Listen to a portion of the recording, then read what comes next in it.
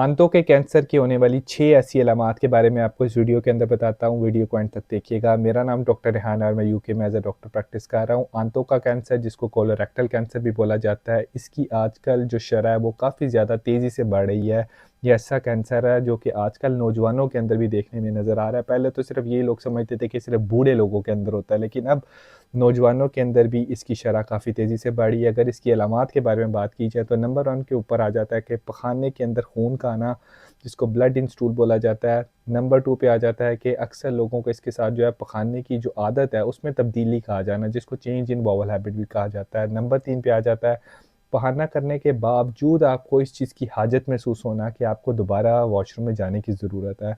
Number 4 के ऊपर आ जाता है ना चाहते हुए जो है वो वज़न का कम होना शुरू हो जाना। अनइंटेंशनल वेट लॉस एक बहुत बड़ा रेड फ्लैग है। अगर किसी के अंदर हो तो ज़रूर डॉक्टर को चेक करवाना चाहिए। 5वें नंबर के ऊपर आ जाता है पेट के अंदर जो है मुसलसल दर्द का रहना और इस दर्द की कोई ख़ास दूसरी वजह ना होना।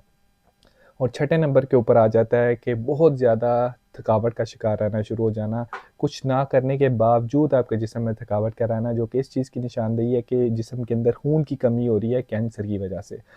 अगर किसी को इनमें से कोई भी ऐसी अलामात हो तो ज़रूर डॉक्टर को चेक करवाना चाहिए। ये जो सारी अलामात है, ज़रूरी नहीं अगर किसी के अंदर हो तो उसको कैंसर ही है। ये अलामात किसी दूसरी बीमारी के अंदर भी देखी जा सकती हैं, लेकिन ऐसी अलामात के बारे में आपको ज़रूर अपने डॉक्टर से मशवरा करना चाहिए कि क्या ये अलामात कैंसर की वजह से तो नहीं है। ख़ासकर वो लोग जिनकी उम्र 50 साल से ज़्यादा है या जिनके ख़ानदान में पहले किसी को आंतों का कैंसर यानी कोलोरेक्टल कैंसर या बाउल कैंसर हुआ था।